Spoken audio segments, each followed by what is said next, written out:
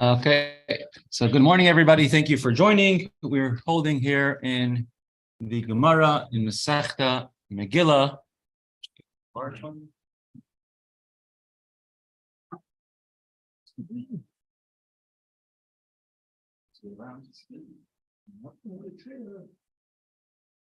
is. Daf Tez Zayin Amud Aleph 16a. We're in the middle of a long story that the Gemara is telling us about what happened between Mordechai and Haman. When the command of the king came that he should honor Mordechai, Haman should honor Mordechai by leading him on a horse throughout the city. And Haman reluctantly, against his will, had to listen to the king's command. And he told Mordechai those words, told Mordechai's students, "Your fistful of koimetz, of flour that you're learning about now." They were learning about the korbanos, the oimer, the flour sacrifice on the Mizbeach, and a fistful of flour which was brought on the Mizbeach overpowered my 10,000 talents of silver which I gave to Achashverosh to destroy the Jews. And as Haman is leading Mordechai throughout the city, and they finally come, they're passing by in front of Haman's house, and who do you see? Haman's daughter is standing on the roof. Here, the picture, the drawing is not according to the Gemara. Gemara says she was standing on the roof of the house to see the spectacle, and she figured it must be her father Haman sitting on the horse, being led by Mordechai. And she took the earthenware chamber pots that were kept in the toilets back then, and she took it and she dumped it all over whom she thought was Mordechai, but really it was Haman, her father. And she saw it and she became so distressed, and she fell off the roof and she died an untimely death. Actually, very interesting. In 1946, there was the Nuremberg trials, and they sentenced to death 11 Nazi criminals. And one of them killed himself in his cell before.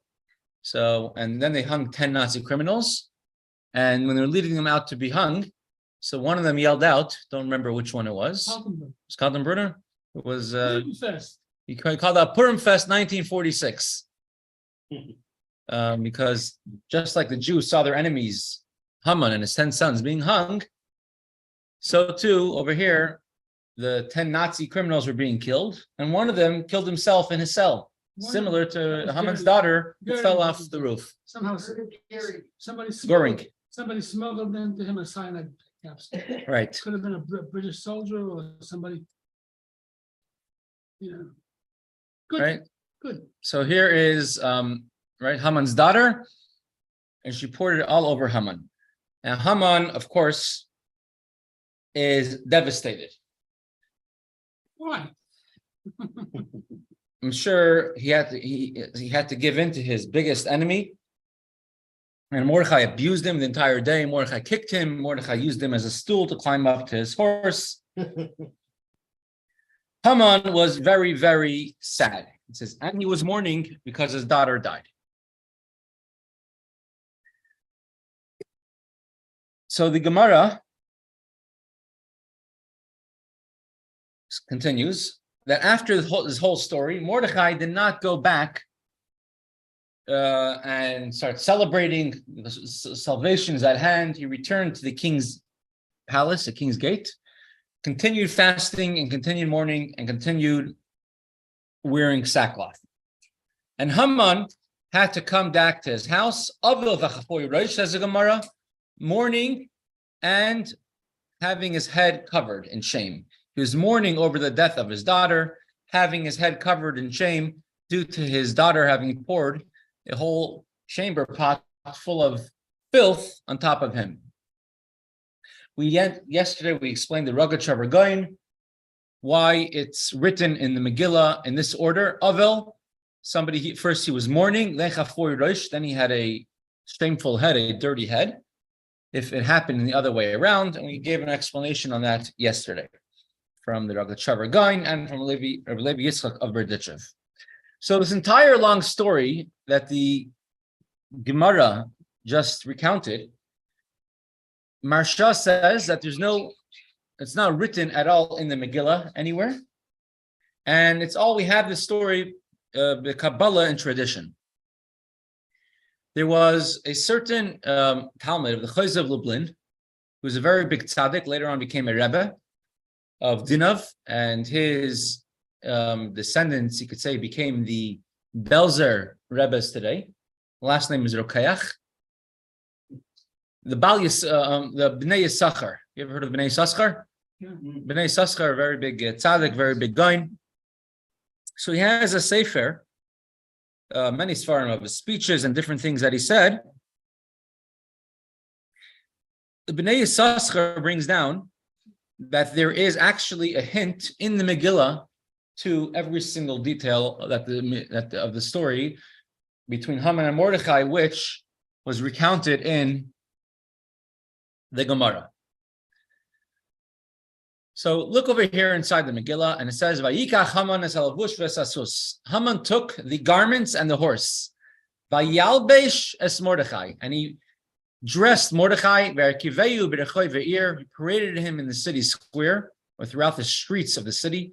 Vayikar lefanav, he announced in front of him, "Hachay yasel ish asher hamelech chafetz v'karei." Thus shall be done to the man whom the king wishes to honor. So Bnei Yisachar says that the words Vayikach Haman and Haman took could be an abbreviation for every detail of what happened.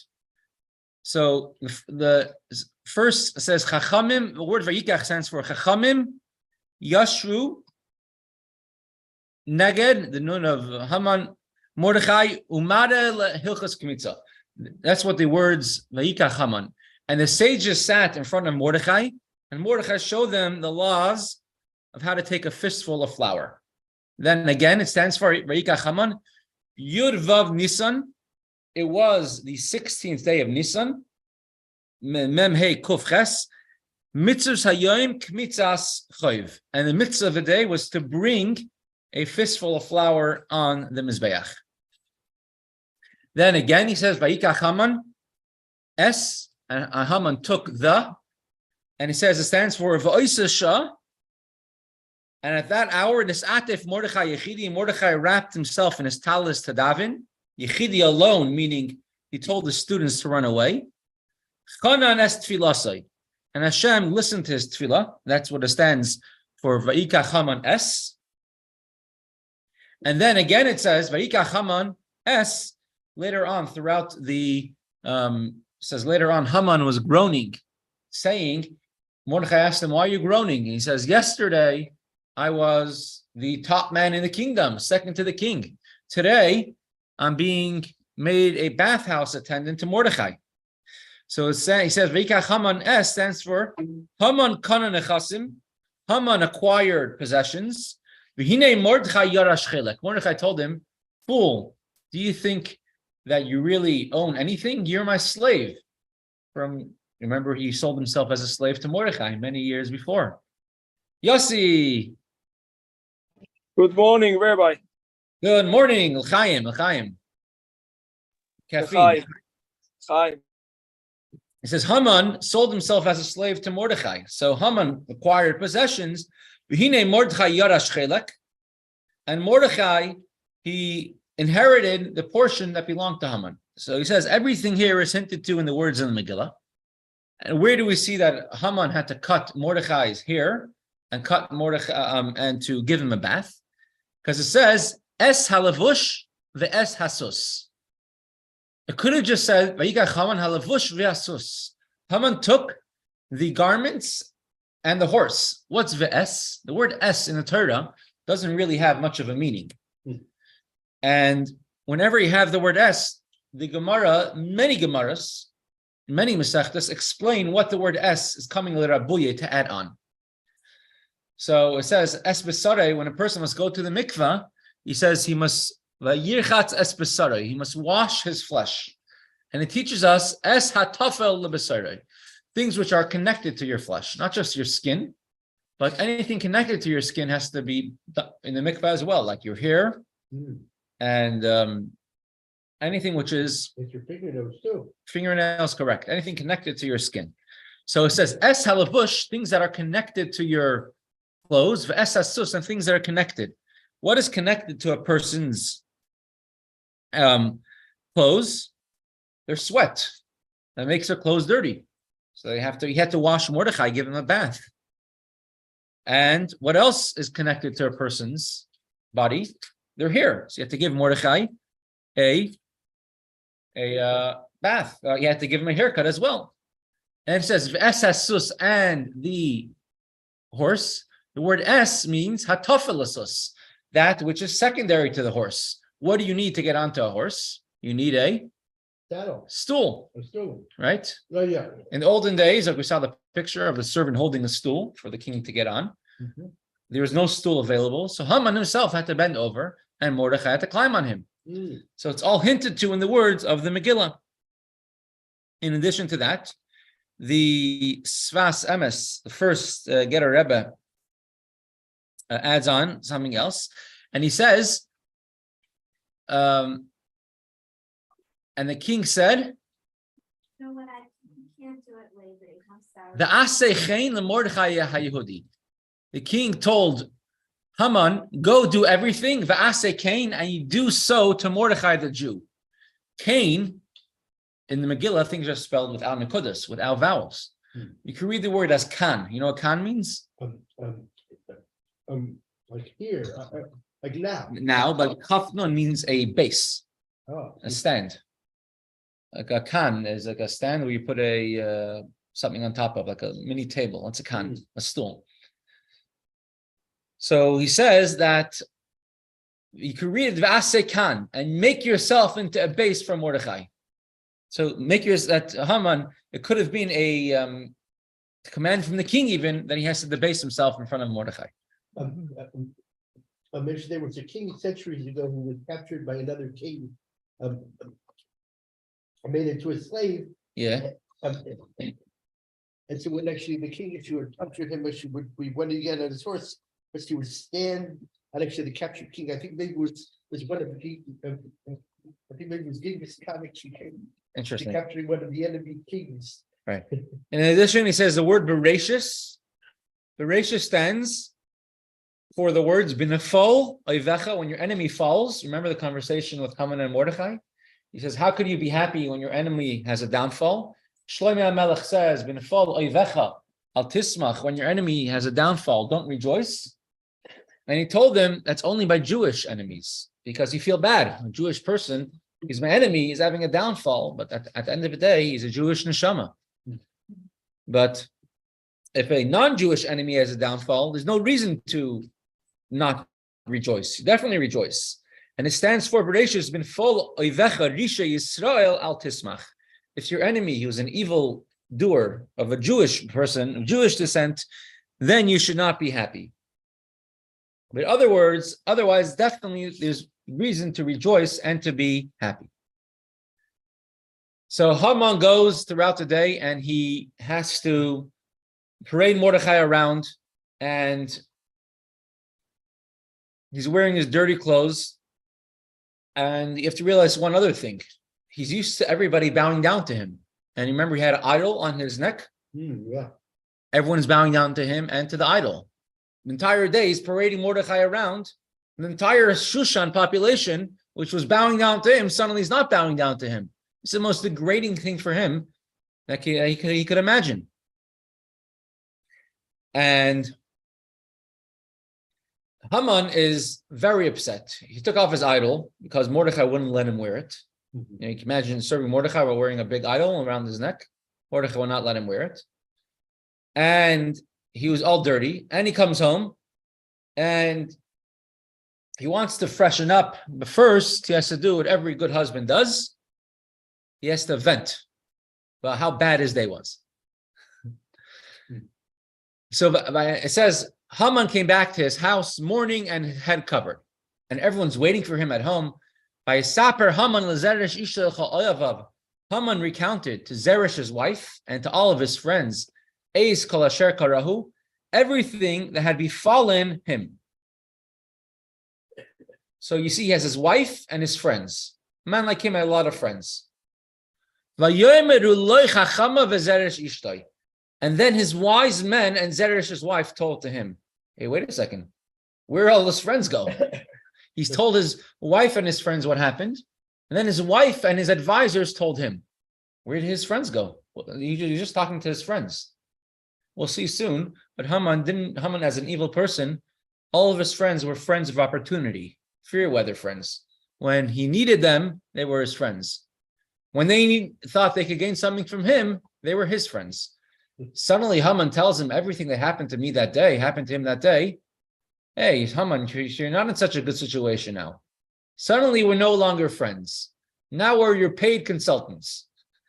Now we're your advisors. We'll give you advice and we'll be your consultants, but we're no longer his friends. Or perhaps you're scared that something's going to happen to Mordechai, to Haman, and they don't want to be connected to him.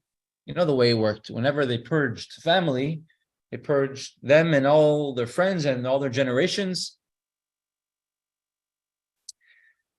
And so his wise men and Zeresh's wife told to him, Im mizera Yehudim Mordechai, if Mordechai is from the descendants of Yehudim, the Gemara will say Shevet Yehuda, the tribe of Yehuda. Asher achiloisa limpo lefanav, we already have true time tested. Baduk u'menusa. This has definitely worked. And it's once you have started to have a downfall against them, lo suchallah, you'll never be able to win against him again. Ki nafal tipol lefanav.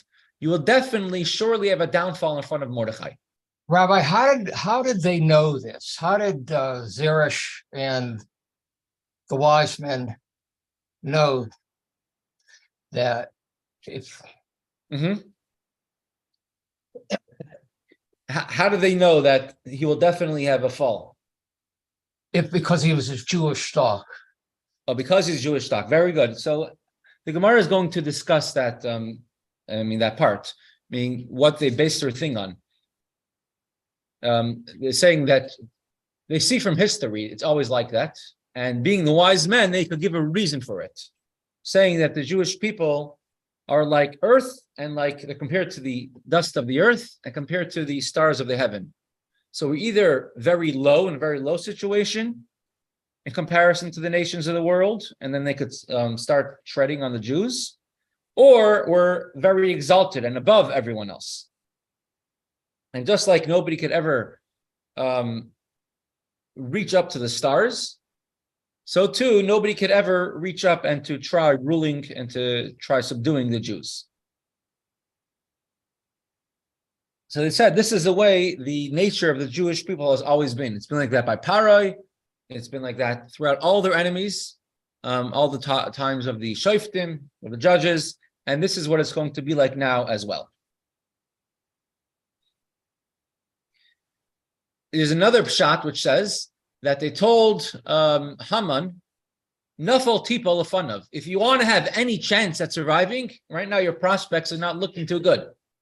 Nafal Tipol, fall down and try begging forgiveness from Mordechai or from Esther. Because these Jewish people, they have a tendency to forgive everybody. Just ask forgiveness and they'll forgive you, even if you try doing the worst things to them. So Nafal Tipol, quickly try falling and asking forgiveness from Mordechai, perhaps he'll forgive you. But they were still talking to him, so he didn't have time to change, didn't have time to take a shower. Oh my goodness. The king's chamberlains arrived, and they hastened, and they rushed. As Haman, and they rushed to bring Haman to the banquet that Esther had prepared. And now the king and Esther are sitting, waiting for Haman, and Haman's late. Where is he? So they sent messengers, the chamberlains of the king, to hurry up and to quickly bring bring Haman to the feast that Esther had made for the king.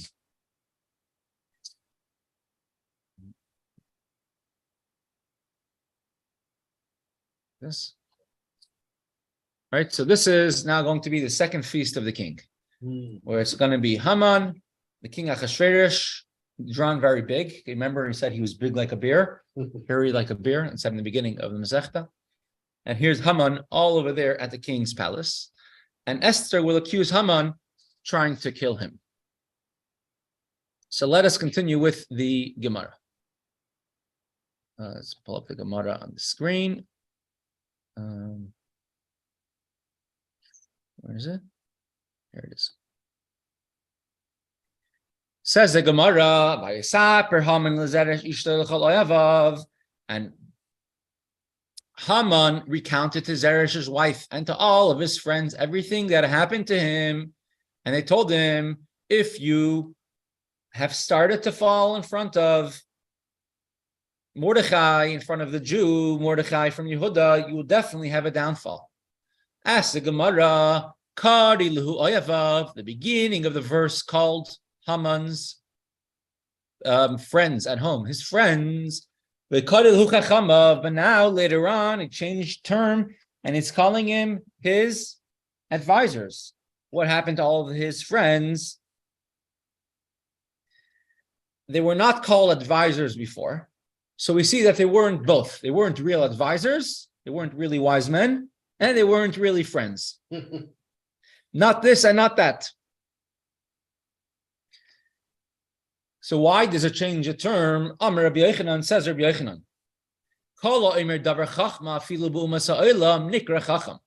Whoever says something wise, doesn't matter if he's Jewish or not, can be called a chacham, can be called a wise man. I mean, I think that's something that's self-understood. That anybody could be called a chacham, could be called wise. But what Rabbi Yochanan is saying over here, Sam Sofer explains, is we have in Perek Avos, if somebody learned even one halacha, or two halachas, or two letters from someone else, they have to give them honor. A chacham of a Jewish stock is someone, even if they're not necessarily wise, but they have a little bit of wisdom to them, or a flash of wisdom, or life experience, that already makes them a chacham, something wise. However, from the nations of the world, we don't consider someone to be a chacham unless they're truly wise. If you see a very smart person, even if a non-Jew, you make a bracha, chacham harazim, someone who's very, very wise.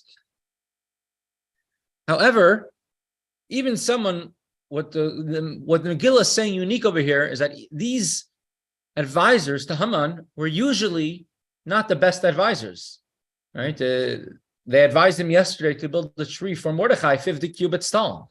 They weren't the sharpest nails in the shed, the sharpest tools in the shed. However, over here, they just stumbled upon something wise, something smart, which was that if you started to have a downfall in front of Mordechai, then you will definitely not be able to prevail over Mordechai because you will have a complete downfall. So this was, you could say, accidental wisdom on the parts of the friends and advisors of Mordechai. In addition to what we said before, right, that that they were only fair weather friends. If they had something to gain from Haman, they were his friends. Now they no longer were his friends; they were his advisors because they saw they had nothing anymore to gain from Mordechai. Haman. From Haman, you're right. Continues the Gemara. The Gemara explains what was the wisdom that they said, which earned them praise from the Megillah that they are chachamim, that they are wise men, is because he told them, "Imizera Yehudim, if Mordechai is from the seed of the Jews, you will not be able to prevail over him." Amur lei. So the advisors told Haman, "I mishar shvatim ka'asis." They called Mordechai a Yehudi. Yehudi comes from the tribe of Yehuda, or Judah. If Mordechai is from the tribe of Yehuda, you will never win over him, never prevail. If he is from the other tribes, you still have a chance to prevail over him. V'mishevet Yehuda, Yamin, Ephraim, Menashe, lo yechaltle. If he comes from the tribes of Yehuda, or Benjamin, or Ephraim, or Menashe, then you will never be able to prevail over him.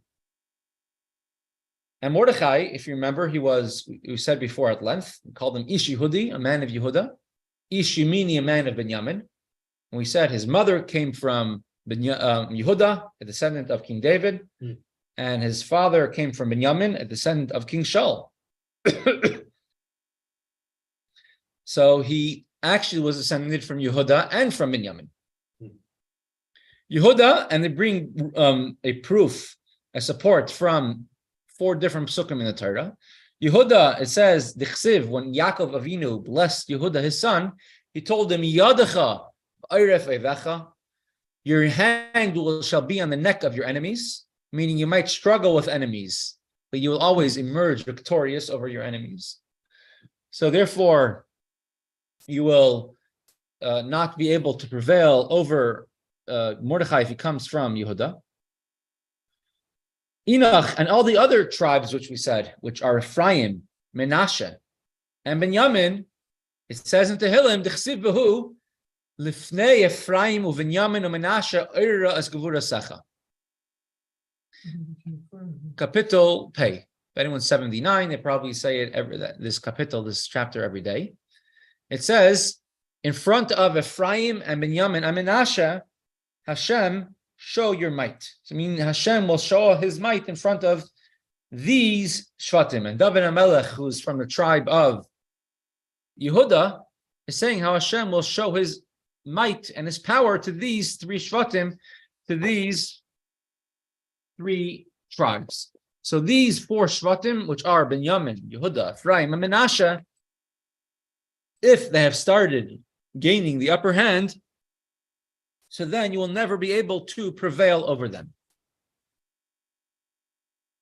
And therefore, Haman, you might as well give up now. We're just telling you what we see is going to happen. Who said that? The advisors to Haman. And they told him more wise advice. Ki nafel tipo lefanov. You will definitely fall before him. Nafel tipo lefanov.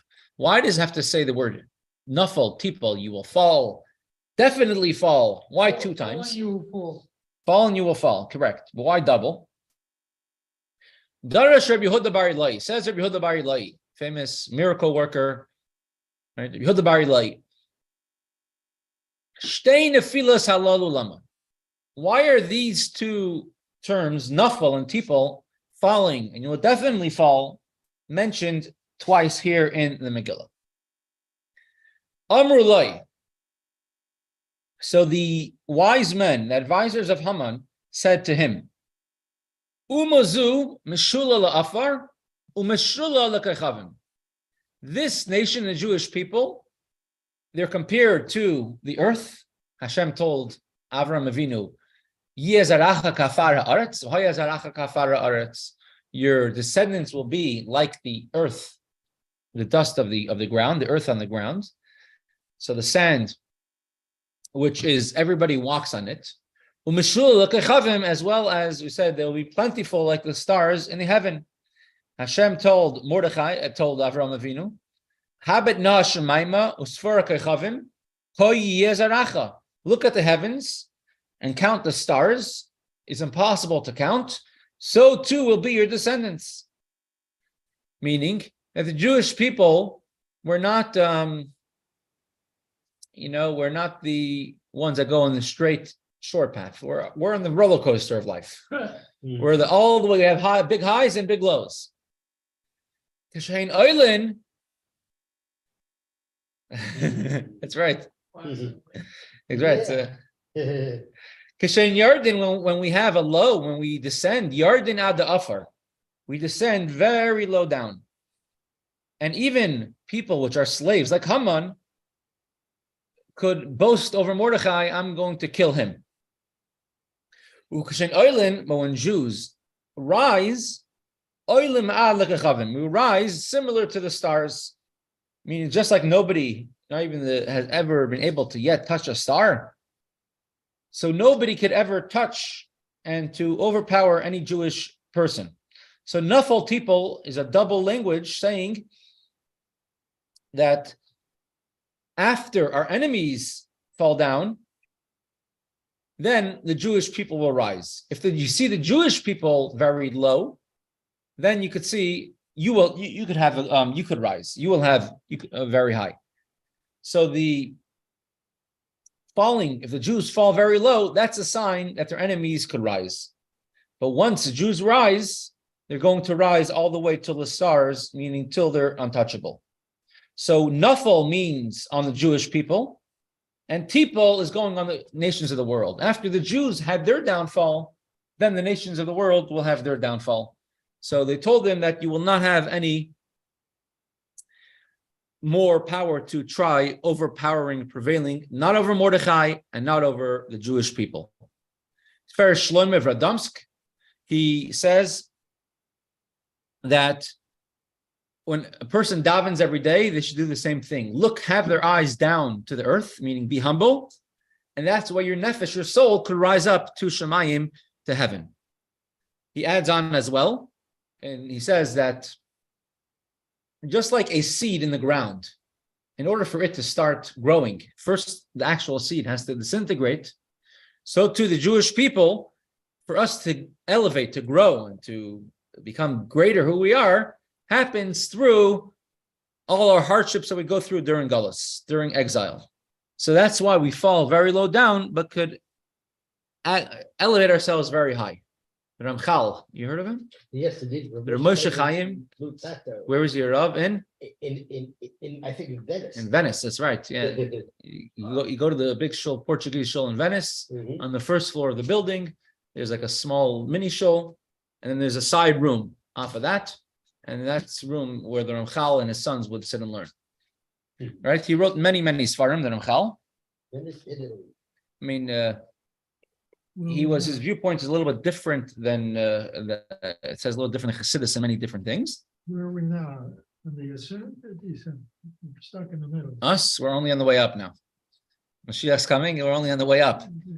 Rabbi's pushing us up. That's right. Mhm. Aufgehoben. Rabbi J.J. Hecht, after a Lag BaOmer rally, he was very nervous about it before, and he was he also, during the 1980s, early 1980s, he had a big campaign to save Iranian Jews, and he saved Iranian children, several thousand of them, Iranian Jews from Iran in 1980 and 81. But he went into tremendous debt. I think, it's still reverberating till today. There was repercussions. And he was a very, on the Lag BaOmer parade of 1990, he was not in a happy mood. Also, he passed away a few months later. Maybe he had something making him unhappy. But after the parade, Lag BaOmer in 1990, he tells the Rebbe, he's next to the Rebbe, and he's announcing the entire Lag BaOmer parade. And he tells the Rebbe, you schlepped me out of my atzus. You schlepped me out of my depression. The Rebbe says, not schlepping, aufgehoben. I lifted you up. I didn't schlep you out. I lifted you up. It's a big difference in how we look at things. To be schlepped out of Galus, or are we lifted up higher? So the Ramchal says that Hashem wants to elevate and to lift up the person. But first, Hashem brings hardships to the person in order to make the person humble.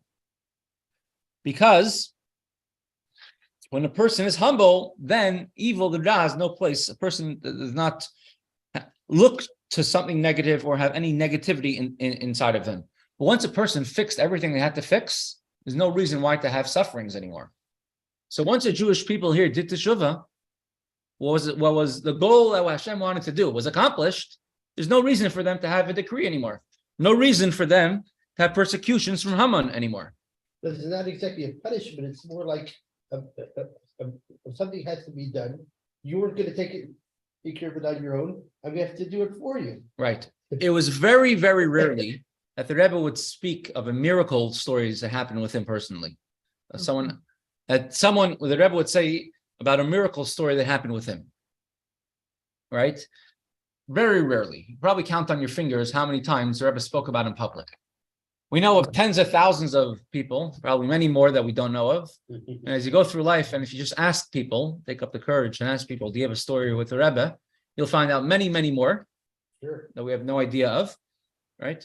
And the Rebbe explained once why our generation, we have to show so many miracles because of the way the generation is. Many people only get affected by miracles, even though it's not the way of Chassidim in general to go through miracles. But one of the only times the Rebbe spoke about a miracle, the Rebbe says there was a Jew who was in the hospital, unfortunately, because he had to be in the hospital for health reasons.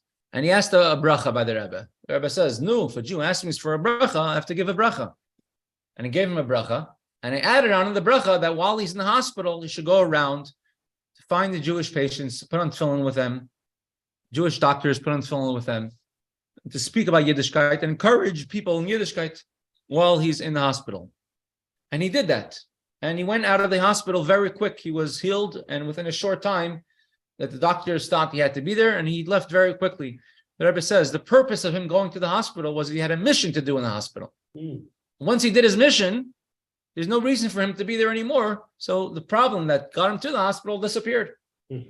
As the Rebbe explains. It's in a similar way that Ramchal, you could say, is saying that this Jewish people, when the only reason Hashem could humiliate them or could make them so low, like it was, because he wants us to become humble. He wants us to turn away from everything else in the world, only Hashem. But once the goal is accomplished, then they're going to be raised up to where they are. There's nothing tying down the balloon. It's going to float, for sure. 11:40. Wanted to do one more part for today. So we'll do just a few more lines for today. Continues the Gemara, explaining the Megillah. They were still talking, the advisors of Haman were talking to Haman. The king's chamberlains arrived, and they hastened, Haman to bring Haman, Mishnah asher asasa Esther, to the meal which Esther made.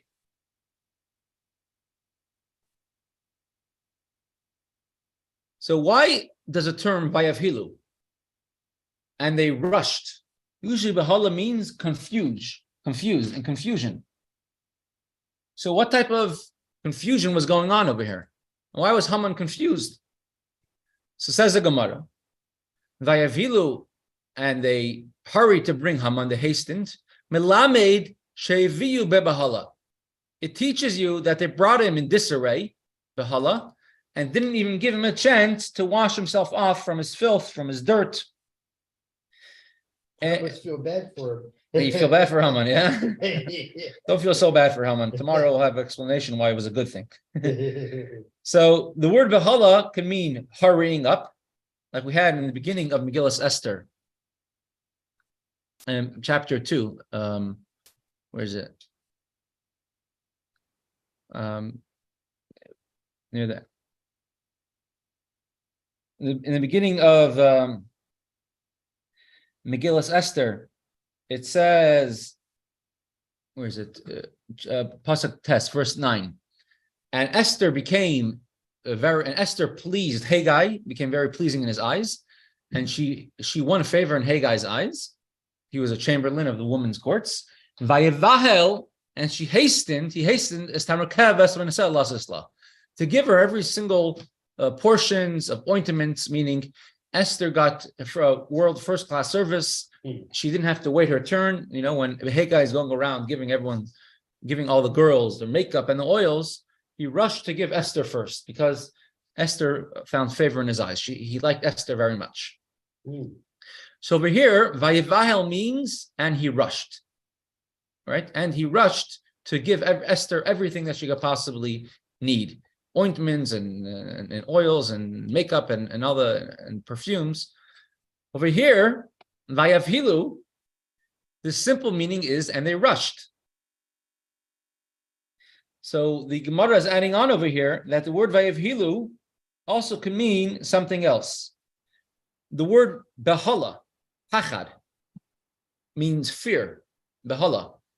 That Haman was deathly afraid now, because now he's being forced to come to the king's palace in the state that he is, not dressed and smelly with imagine coming to a private banquet with the king and queen, with a whole chamber pot full of sewage from Haman's house You'll on never top of be him. invited again. Come out alive. Haman's not in, yeah, it's a party he wouldn't come alive out of.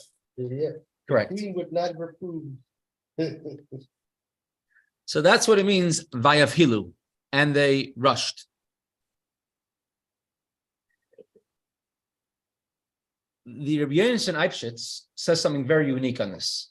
And what was so special, the fact that Haman was rushed to the palace, and that he also was that he was scared now, because now he's confused. He's smelly.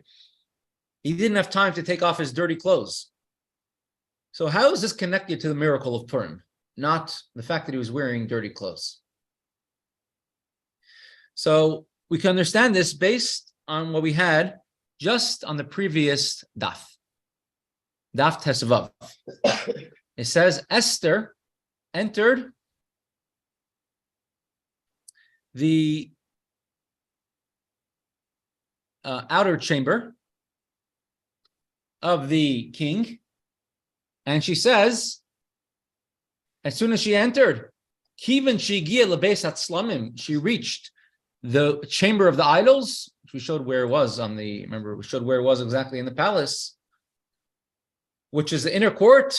Right away, Nistalkim and the Shechina left her. And she started davening to Hashem, Keli, my God, why have you left me?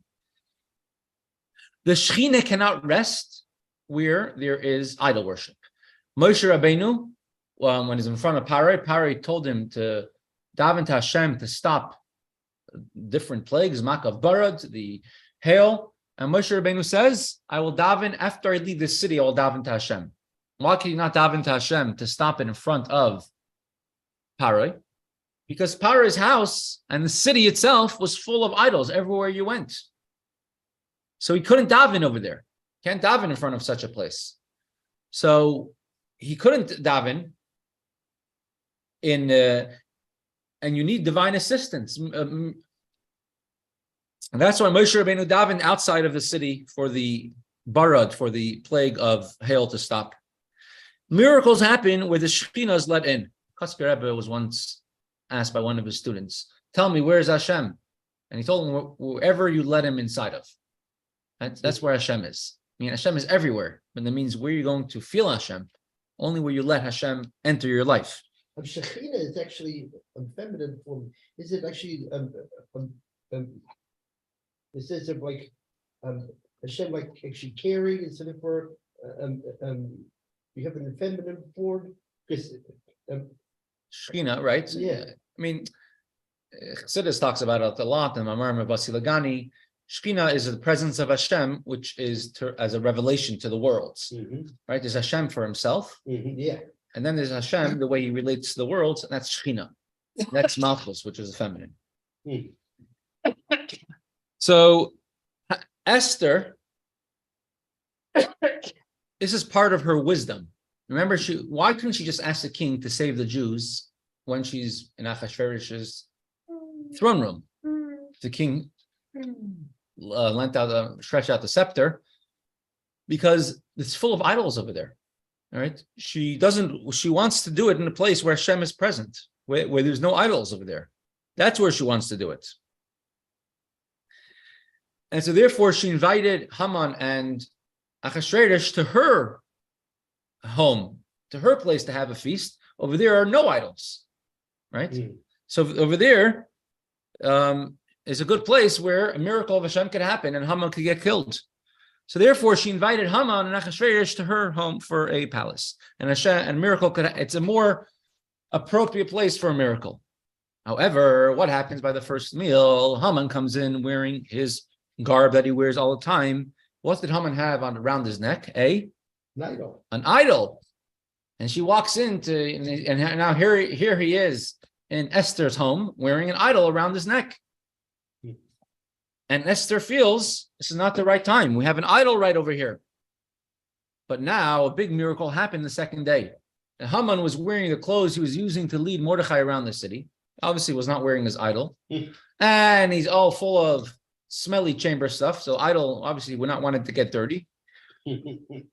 And so he has no idol on his chest. And before he has a chance to change and put on his idol back around his chest, he's whisked off back to the feast with Haman with Achashverosh and Esther. So now there's no idols over there. Now Esther realizes this is a chance that Hashem has given to me to show before Haman had a chance to change his garments. And so this was a miracle that they didn't have time for Haman to. Then she realized that Hashem is with me, and then she was able to ask Achashverosh to save the Jewish people. I think I told you the story. His brother-in-law, very big Rav in Belgium, Whose brother? Oh, you're Rabbi Chaim. Chaim, Yeah. and he was invited as a representative of the Jewish people to some big convocation. All the Galachim and all the academias and all the scientists to honor the king, the king's birthday or something. So they told him that they're all sitting up on the stage, like on the dais, and the king is going to come in, and the music is going to play, and everybody has to get up and bow to the king.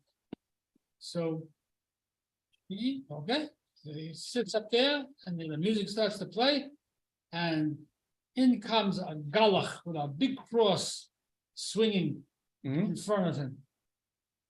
What's he supposed to do? He can't stand up and buchzik to the galach. He can't stay seated. The galach saw him, and he put the cross in. Really? Oh, wow. He was like the chief archbishop or something. Oh, wow. He had Rahman Azam. He knew that the Rav can't stand up for him. The guy, he put the cross in. I forgot actually Belgium has actually a king. What? Yeah. I forgot that Belgium has a king. Belgium, yeah, Belgium's the king. Yes, sure. So here, there's a Mordechai Hirschberg. He was a rabbi in Mexico, in a big shul in Mexico.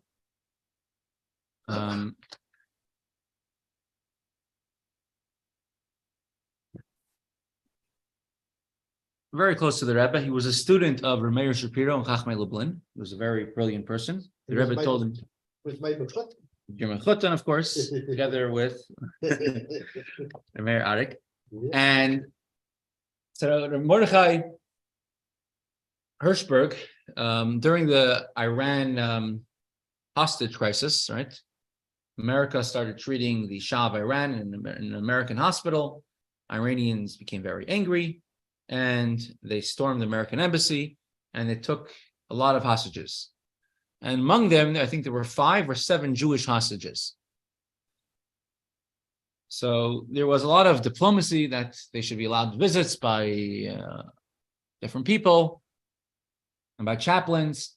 And among them, and they agreed that as long as you have no American and no European chaplains or politicians or anyone coming to meet them. So they found the Rav in Mexico City, Rabbi Hirschberg, to go meet them. And first they're going to go meet them, and this was during the summer, and the Rebbe told him, make sure to light Hanukkah candles inside of the embassy. And it was the summer. He was surprised. What do you mean? We're going now in a few weeks, in a few days. But then something happened. The trip got canceled.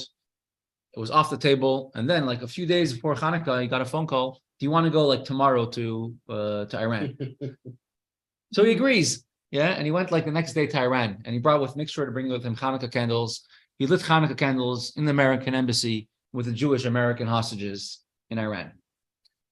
But during that time, there was a very large gathering made. Ayatollah Khomeini, Machshemai, he was speaking in front of tens of thousands of people, Muslims, and he invited all these visiting chaplains, rabbis, and priests to go to come to the mosque when he's going to be in front of everybody and speaking. And after he speaks, everybody goes, and the entire tens of thousands of people over there all started screaming out loud, whatever they scream, Allah Akbar, and they all bowed down, everybody. And all the priests that were there who were visiting, right, they bowed down too. And Mordechai Hirschberg is standing there, and he says, "My name is Mordechai.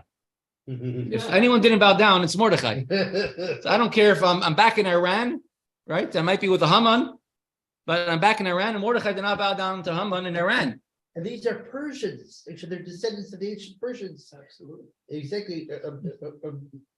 At least the bare majority of Iranians are Persians. So he stood there tall and proud. Didn't know what's going to happen to him, but he wasn't scared. He said, whatever happens is what Hashem wants. And there was a gasp of shock in her entire room when everyone realized that he's not bowing down and he's standing straight. And the only one in the entire room who did not bow. And immediately, two of Ayatollah Khomeini's men came over to him and said, "What's going on here? And he says, "I'm a Jew and I don't bow." So they went right back to Khomeini and explained to him and said he's a Jew, and he says he only bows down to Hashem, to God. He doesn't bow down to anybody else. And Khomeini says, "I want to meet with him later on in private." And he did. They had a meeting in private. And he says many things of the meeting he says I can never reveal.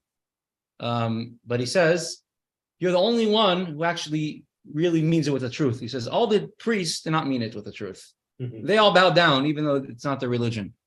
But you were the only one who didn't. And he spoke about, I think, letting Iranian Jews go. And there were many Jews who were in prison then for lots of things. And they were let go quietly, I think, different things that they spoke about during that meeting. But you see, when a Jew stands with no fear, then Hashem will help him out. So Rabbi Hirschberg, if you look it up online, there's many stories of Rabbi. Good story.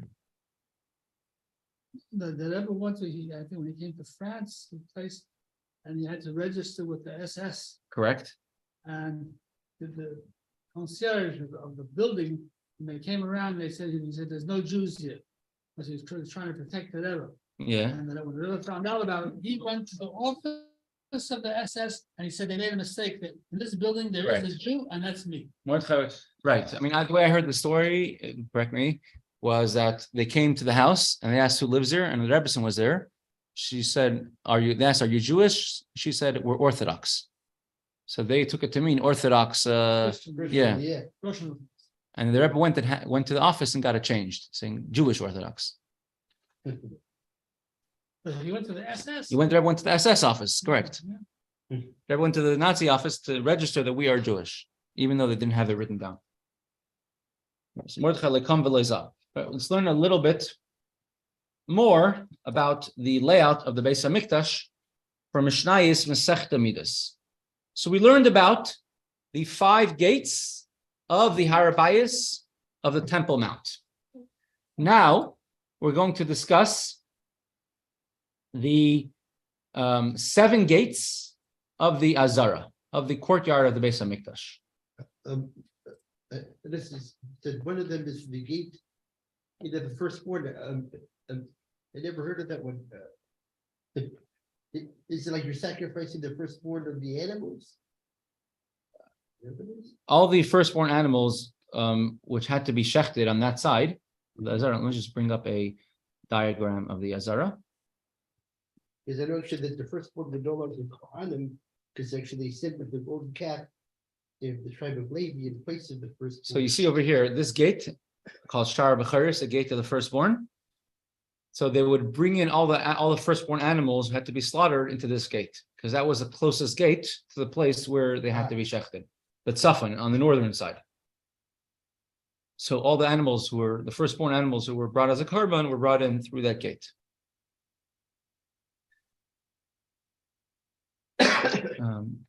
Let me try finding. I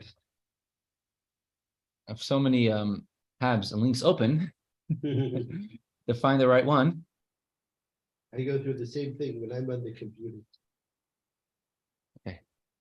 So I open one thing, that's it. Right. Every once in a while I clear If everything. I want to look at something else, I first close this one. Right. So we're here by the Azara, by the courtyard of the Beis Hamikdash. So this is the Heichal for the Azara.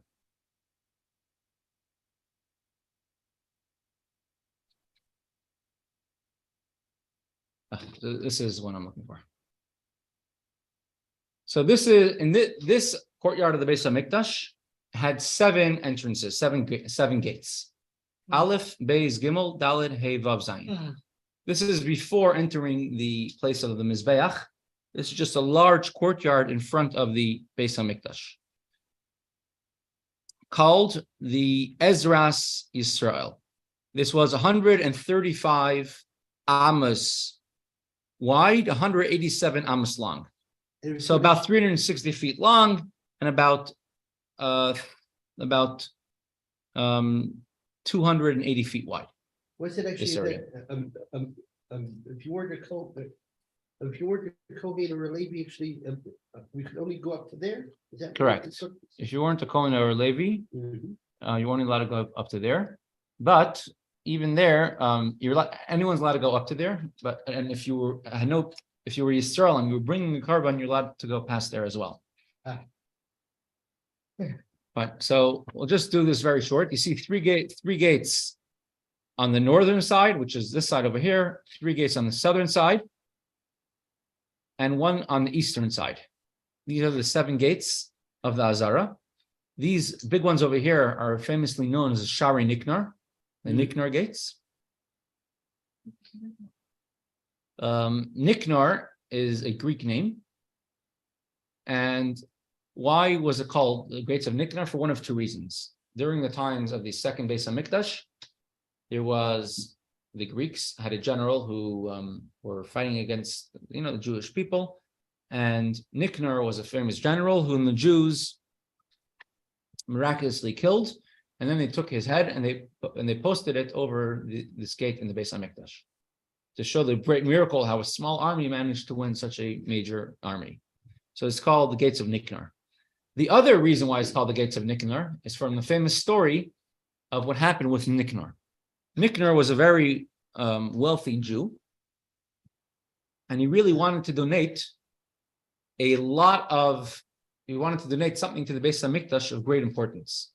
So he went to Egypt, where the finest craftsmen in the world lived, and he commissioned that they should build 2 large doors made out of copper, tall and large, beautiful designs, and he commissioned them to be built in Egypt. He used all of his money, spent everything he had in order to give them to the Beis Hamikdash.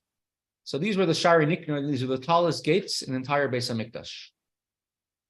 Usually the gates were 10 amos tall, about 20 feet tall. These ones were 40 feet tall, these doors. And the Shari Nikanor, after he had them built, they're incredibly heavy, and he had them brought on a ship to bring them to Eretz Yisrael, because they were too heavy, I guess, to schlep long distance through the desert.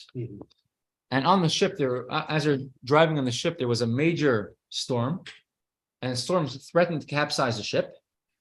And Nikanor was there with the doors, and he saw that the sailors started going around looking for anything heavy to throw off the ship. And of course, what's the heaviest things on the ship? These great big doors. And they wanted to throw it off the ship. And he says, don't throw everything else off the ship but this. I'll pay for everything else. Just don't throw these off the ship. But the ship was really tossing to and fro, and they didn't give him a choice in the matter. And they all went together, all the sailors and all the people on board, and they grabbed one of the doors and they threw it overboard over the ship. And the ship was still tossing to and fro. And they went to grab the second door to throw it over the edge of the ship. And Nikanor jumped on the door and he says, don't throw it off. If you throw it off, you have to throw me off together with it. And you wouldn't let them throw it off. And miraculously, the seas calmed down. So finally, they arrived in Eretz Yisrael, in Israel. And he arrives and he's totally heartbroken. that his big door that he donated for the Beis HaMikdash now is gone forever. Only has one. And all the money and expense and hardship to build the first one is gone. But as a ship pulled in to the shore, I see a big miracle happen. Under the ship, coming with them was the other gate. Usually it would sink straight into the bottom of the ocean.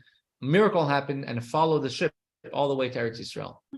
And they took this gate, both gates, they brought it to the Beis HaMikdash, and they put it up at the entrance to the on top of the steps, entrance to the Azara, the Ezras Yisrael, the Israelite court. And it says later on, when they switched all the gates in the Beis HaMikdash from copper to gold, or they coated it everything with gold. Later on, the Beis HaMikdash had more money, and that one they kept in its original form because of the great miracle that occurred with Nikanor.